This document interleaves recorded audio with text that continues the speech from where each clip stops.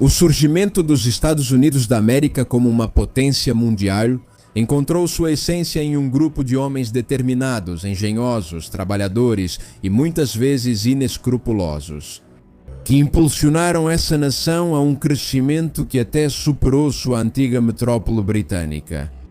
Uma das maiores encarnações desses homens foi John Pierpont Morgan, que se tornou o banqueiro mais poderoso da história do seu país, alcançando um nível de influência sem precedentes sobre as finanças, a indústria, o bolso e até mesmo a cultura de toda uma nação e depois do mundo. Sua habilidade como homem de negócios e sua influência desmedida como pioneiro do mundo empresarial que dominaria o século XX consolidaram os Estados Unidos como a potência que conhecemos hoje e deram início à era dos grandes magnatas mundiais e dos colossais monopólios privados capitalistas, capazes de subjugar não só o Estado norte-americano, mas o Estado de qualquer parte do mundo. Sua figura e seu legado são cruciais para entender o ideal americano de desenvolvimento e progresso material infinito, que vai fundamentar a ascensão dos Estados Unidos como potência hegemônica mundial. Acompanhe-nos hoje para conhecer a segunda parte deste documentário extraordinário. Quem fala aqui é Reinaldo José Carrillo Vilches, isto é La Nueva Enciclopedia, e para quem não sabe, recomendo lembrar que agora temos La Nueva Enciclopedia em inglês e La Nueva Enciclopedia em português. Vocês podem nos dar um grande apoio acessando ambas as plataformas que estão abaixo, se inscrevendo nos dois canais, curtindo os vídeos, deixando seus comentários e assistindo ao material que tem muito potencial. Sem mais delongas, vamos começar o vídeo de hoje.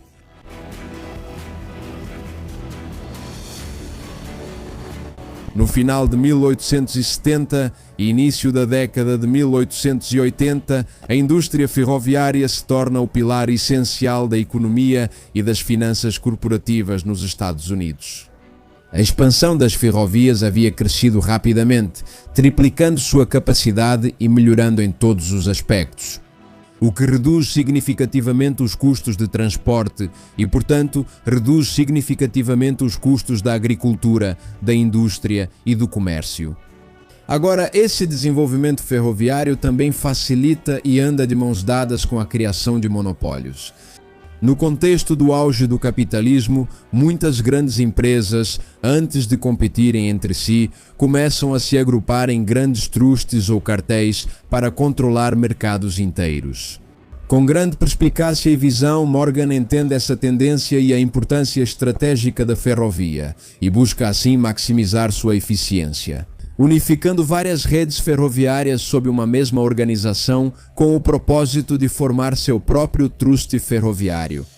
Em uma época em que a intervenção do governo nos negócios era rara e muito incomum, Morgan consegue mobilizar grandes somas de dinheiro de seus parceiros europeus, sendo essas conexões com os banqueiros do velho mundo um elemento-chave de sua carreira. E usa esses recursos para ganhar influência em conselhos, diretorias e entre os principais acionistas de várias das principais companhias ferroviárias, enquanto também resgatava financeiramente outras empresas que estavam falidas, armando pouco a pouco o que ele visualizava como um futuro monopólio de um setor fundamental e vital da economia, que era o ferroviário. Morgan atinge seu auge financeiro quando ajuda o magnata ferroviário William Vanderbilt a vender a maior parte de suas participações, evitando assim maiores perdas devido à regulamentação da Assembleia Legislativa do Estado de Nova York. Morgan consegue vender 250 mil ações sem provocar a queda do preço, algo que era comum quando um grande bloco de ações ia ao mercado, recebendo ainda com essa operação uma comissão de 3 milhões de dólares. Como podemos ver, Morgan se consolidava como um mestre quase sem igual nas negociações do mundo financeiro. E Morgan também exige assim um assento no Conselho de Administração da Ferrovia para representar seus investidores na empresa de Vanderbilt, que estava notoriamente mal administrada. Dessa forma, a firma Morgan e Drexel, que era seu antigo sócio da Filadélfia, ganha grande prestígio. Ao resgatar empresas ferroviárias que estavam à beira da falência, reorganizar sua administração e introduzir métodos inovadores no investimento de capital e na gestão empresarial. Essas ações consolidam Morgan como um dos homens mais poderosos do país e um dos mais influentes do mundo. Morgan, por sua vez, vai continuar diversificando seus investimentos em projetos revolucionários para a época, como sua parceria com Thomas Edison em 1880. Essa nascente indústria elétrica também marcava um marco transcendental na história da humanidade e era algo que fascinava Morgan, que tinha consciência de sua importância. No verão de 1882, Morgan considera que a luz de Edison já estava suficientemente desenvolvida para instalar um primeiro sistema de teste em sua casa na Madison Avenue. O trabalho no projeto é concluído no início do outono daquele ano, sendo a primeira residência particular na cidade de Nova York a ser completamente iluminada com as novas lâmpadas incandescentes de Edison. Embora o sistema tivesse falhas, isso iria convencer Morgan a investir massivamente na empresa de Edison. Naquele ano, Morgan também adquire seu icônico iate a vapor, o Corsair Inn, o maior e mais avançado de seu tipo no país. Uma embarcação única que começa a servir como um local de reuniões para resolver disputas legais, comerciais, políticas ou de qualquer tipo. Com seu carisma singular, Morgan atuava como mediador entre os principais magnatas da indústria ferroviária americana a bordo do Corsair. Como, por exemplo, o conflito gerado pelos gigantes da indústria do aço e do petróleo, Andrew Carnegie e John Rockefeller, em 1885. Em 1890, o pai do nosso protagonista, Junius Morgan, faleceu aos 76 anos de idade após um acidente de carruagem. Morgan vai chorar a morte do pai durante meses e vai erguer monumentos e edifícios em seu nome. Por sua vez, Morgan vai herdar do pai uma quantia de 15 milhões de dólares, dobrando da noite para o dia sua fortuna pessoal.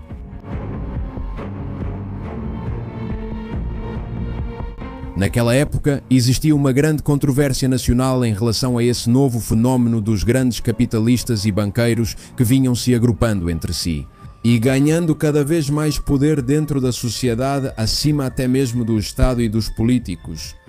Diante dessa formação de grandes oligopólios e monopólios que, segundo alguns, atentavam contra a livre concorrência e contra uma economia justa, gera-se um choque entre diferentes setores do país, que propunham que esses monopólios deveriam ser dissolvidos ou regulados para que não se tornassem donos absolutos dos mercados. A maior expressão disso era o monopólio do petróleo dos Rockefeller, que esmagava toda a concorrência. Um monopólio que iria se complementar perfeitamente com o monopólio industrial de J.P. Morgan, erguendo-se ambos como senhores absolutos da economia norte-americana. É a partir desse fenômeno de crescente acumulação de poder dos setores capitalistas que se promove. E em 1890 é aprovada uma famosa lei antitruste nos Estados Unidos que buscava impor uma série de limitações e condições a esses cartéis empresariais. No entanto, esses grupos e blocos econômicos vão encontrar diferentes manobras que lhes permitem manter em grande parte seus próprios monopólios e negócios, então J.P. Morgan não será impactado por essas leis. Por sua vez, em meio a tudo isso, no início de 1893, os Estados Unidos experimentam um novo e catastrófico pânico na Bolsa de Valores, desencadeando uma das piores depressões financeiras e econômicas já vistas até então naquela nação. J.P. Morgan aproveita essa situação para assumir o controle das companhias ferroviárias que estavam quebrando por causa da depressão, submetendo-as a um processo popularmente conhecido como morganização. Para meados do mesmo ano, o principal sócio de Morgan, Anthony Drexel, falece repentinamente devido a um derrame cerebral. Assim, dessa forma, Morgan assume o controle da firma, que agora passa a se chamar J.P. Morgan Company, realizando uma dura reestruturação que inclui a substituição total dos gerentes. A notícia de que Morgan estava administrando a firma sozinho foi suficiente para atrair o interesse de novos investidores. A crise econômica havia provocado a diminuição das reservas de ouro do Tesouro Nacional a níveis críticos, minando o sistema do padrão ouro daquela época e aprofundando o debate que já durava décadas na nação americana sobre qual era o melhor sistema bancário para o país. Morgan, que já era o banqueiro mais poderoso e atuava como o banqueiro central de fato dos Estados Unidos, faz uma proposta em uma reunião na Casa Branca, que seu banco criasse uma espécie de consórcio ou organização de banqueiros para vender ouro europeu e americano ao governo federal em troca de títulos a serem pagos a longo prazo. Então, apoiado em uma lei de emergência que havia sido aprovada durante a Guerra Civil, Morgan recebe permissão para comprar ouro e emprestá-lo ao governo nacional, garantindo que, uma vez comprado, o ouro não saísse do país, conseguindo aumentar os cofres do próprio tesouro. Em outras palavras, o governo dos Estados Unidos assumiu uma grande dívida com JP Morgan e os principais banqueiros do mundo para injetar dinheiro em sua economia e estabilizar a crise financeira. E tudo isso seria realizado ao pé da letra nos meses seguintes, apoiados além disso por políticos proeminentes que trabalhavam lado a lado com esses banqueiros, tornando-se assim JP Morgan e um pequeno grupo de banqueiros os principais credores do governo. E o povo americano? Para as eleições de 1896, o presidente Cleveland seria afastado do Partido Democrata por ser o rosto da crise econômica e seria substituído pelo novo candidato, William Jennings, que, em meio a essa crise econômica, teria um discurso hostil contra os banqueiros, como Morgan contra os monopólios e contra o padrão ouro como sistema monetário e bancário. Morgan, por sua vez, vai apoiar o candidato republicano William McKinley, doando grandes somas de dinheiro para a campanha, assim como outros banqueiros que buscavam a institucionalização do padrão ouro. Ao final da disputa pela presidência, McKinley sai vencedor com 52% dos votos e eventualmente institucionaliza o chamado padrão ouro com a lei do padrão ouro do ano de 1900, com a qual se dava início a uma nova era para a economia e o dinheiro no mundo, assim como uma nova era para o já consolidado Império Morgan. No início do novo século, Morgan se reúne com Andrew Carnegie, um magnata da indústria do aço, em meio a uma feroz competição entre ambos. Carnegie propõe a ele que é melhor fundir ambas as empresas e criar um gigantesco truste que controlaria mais da metade do negócio siderúrgico em nível mundial. Assim, aceitando a proposta, Morgan concorda em unificar as empresas e constituir a chamada US Steel, a maior empresa do mundo naquela época. E a primeira avaliada em $1 bilhão, cujo valor superava até mesmo o orçamento do governo federal dos Estados Unidos, consolidando assim Morgan no auge do seu poder. Naquela época, não havia dúvida na opinião pública de que Morgan havia se tornado o banqueiro mais importante e prestigiado dos Estados Unidos e era visto como um dos homens mais poderosos do mundo. Embora alguns de seus atos recebessem denúncias públicas, a percepção da maioria da opinião pública sobre Morgan era a de um capitalista benevolente que tinha poder suficiente para impedir grandes crises na bolsa de valores na vigorosa economia americana.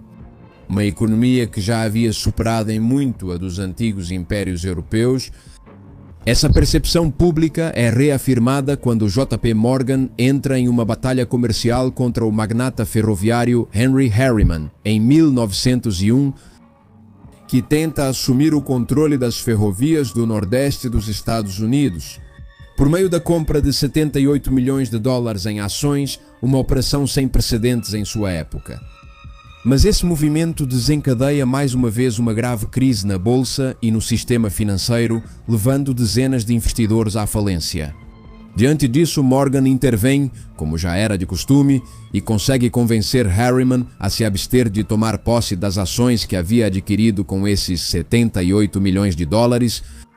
Morgan, por sua vez, e ainda sob o escrutínio público, decide adotar a mesma medida.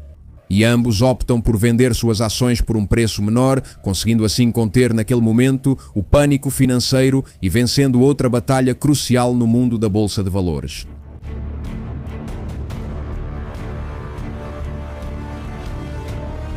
No entanto, a situação do Império Morgan toma um rumo inesperado quando ocorre o assassinato do presidente dos Estados Unidos, McKinley, em setembro de 1901. Isso provoca a ascensão ao poder e à presidência da República de Theodore Roosevelt, que já havia demonstrado durante seu mandato como governador de Nova York. Sua firmeza ao exigir que os grandes empresários cumprissem com suas obrigações e sua recusa em se submeter ou ceder facilmente às condições e exigências desse grande empresariado. Em meio a esse grande debate nacional sobre o crescente poder que se acumulava nesse pequeno grupo de empresários, Roosevelt começa a defender em seus discursos o controle dos chamados trustes, a regulação desses sindicatos ou cartéis de grandes empresários que controlavam não apenas grandes setores dos mercados, mas também ganhavam influência crescente na política e na imprensa. Assim, Roosevelt coloca em prática uma série de políticas com o argumento de promover a concorrência livre e justa que se baseariam no cumprimento da lei antitrust de 1890 que mencionamos anteriormente.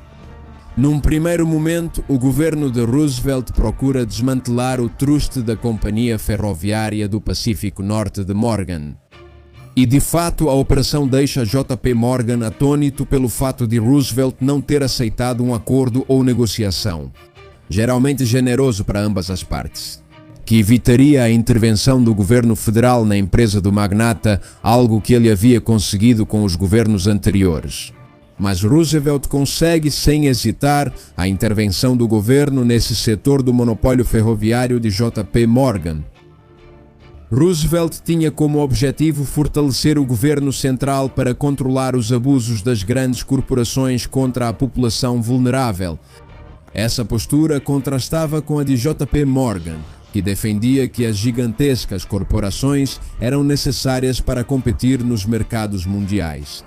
E embora as relações entre os dois tenham sido tensas no início, Roosevelt não hesitou em procurar Morgan pouco tempo depois para estabelecer um fideicomisso internacional dedicado ao mercado de navios transatlânticos. Recebendo financiamento de Morgan para adquirir várias linhas de navegação britânicas com o objetivo de fortalecer o poder marítimo da nação norte-americana. Aos 70 anos de idade, já com a saúde debilitada, Morgan estava à beira da aposentadoria.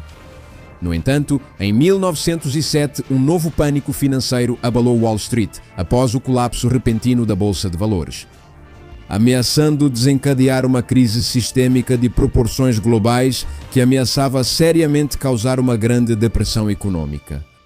Para o bem ou para o mal, J.P. Morgan era o senhor absoluto das finanças não só norte-americanas, mas também mundiais, e conhecia esse mundo como ninguém.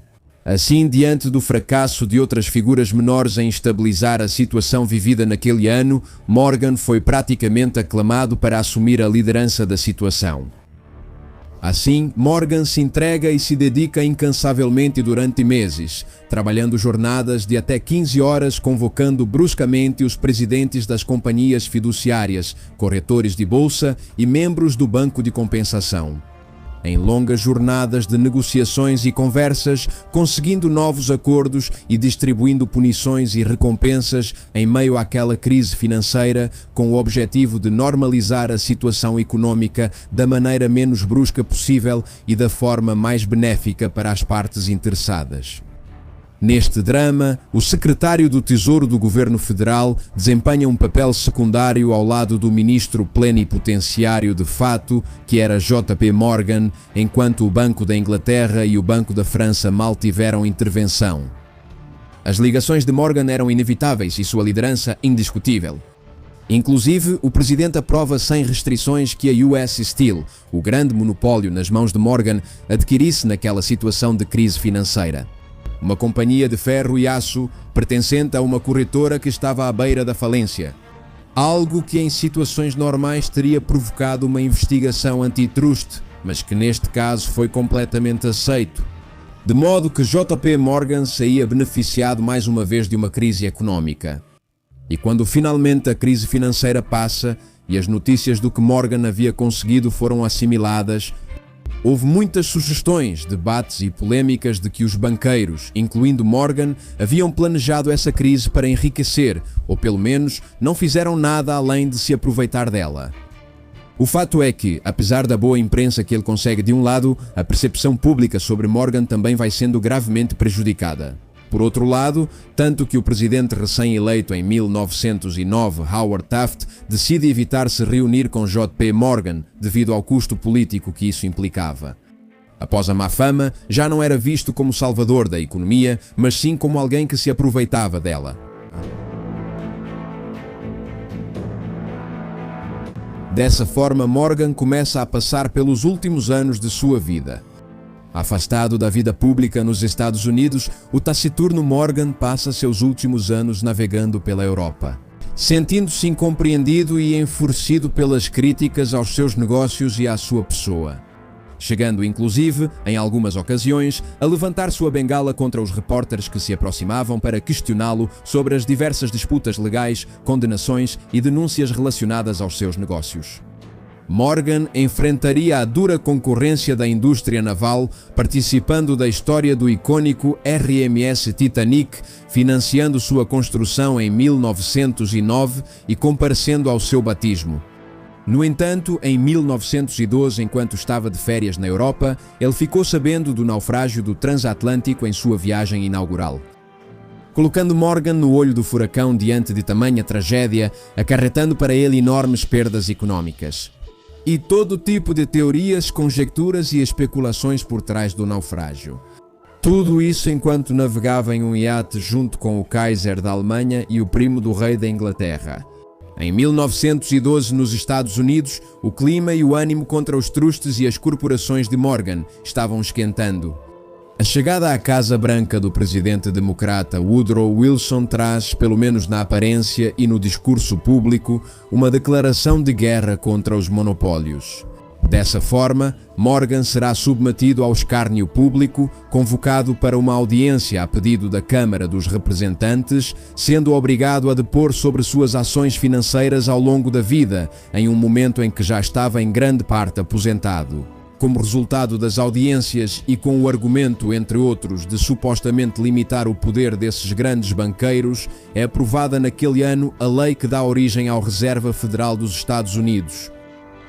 A criação do Reserva Federal, uma espécie de banco central, mas sob propriedade de banqueiros privados, é um dos fatos mais polêmicos e importantes do século XX, que merece por si só um vídeo para desvendar a realidade e a natureza dessa instituição.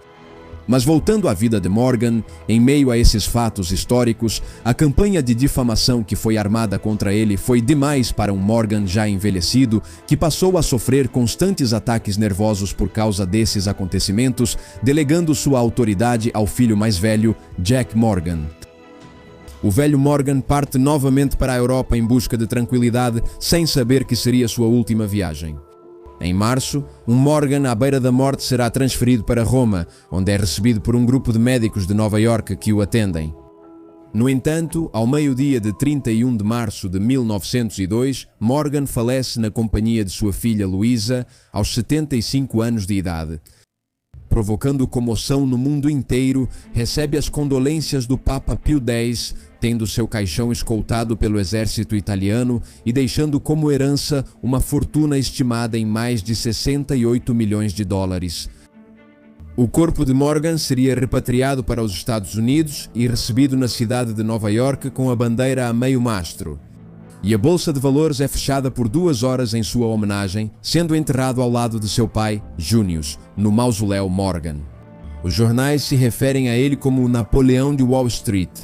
Sugeriu-se que o último grande titã econômico havia morrido e que o mundo bancário nunca mais veria uma figura de tal envergadura, recebendo elogios das principais figuras do país, como Theodore Roosevelt. A obra de J.P. Morgan continuou e continua visível até hoje. Não apenas em um novo mundo onde os homens do dinheiro se tornaram os grandes homens do poder, mas também nas próprias instituições financeiras específicas. Como a maior instituição bancária do mundo, que leva seu nome, ou seja, o banco J.P. Morgan Chase, com presença em mais de 100 países e cujo valor de mercado na Bolsa Americana supera os 841 milhões de dólares, John Pierpont Morgan, não apenas um habilidoso mestre da banca e das finanças, mas também das relações humanas e do mundo da política. Deixa uma marca inesquecível no imaginário coletivo dos Estados Unidos, como aquele homem que não apenas construiu o maior monopólio de sua época, mas também como aquele que ajudou a construir os Estados Unidos como a potência capitalista mais rica e poderosa do mundo. Obrigado por assistirem ao vídeo, espero que tenham gostado. Abaixo estão os links para La Nueva Enciclopedia em inglês e La Nueva Enciclopedia em português. Curtam todos os vídeos desses canais, compartilhem com seus conhecidos, assistam ao material que realmente vale a pena e, bom, inscrevam-se em ambas as plataformas. Obrigado a todos, que Deus os abençoe.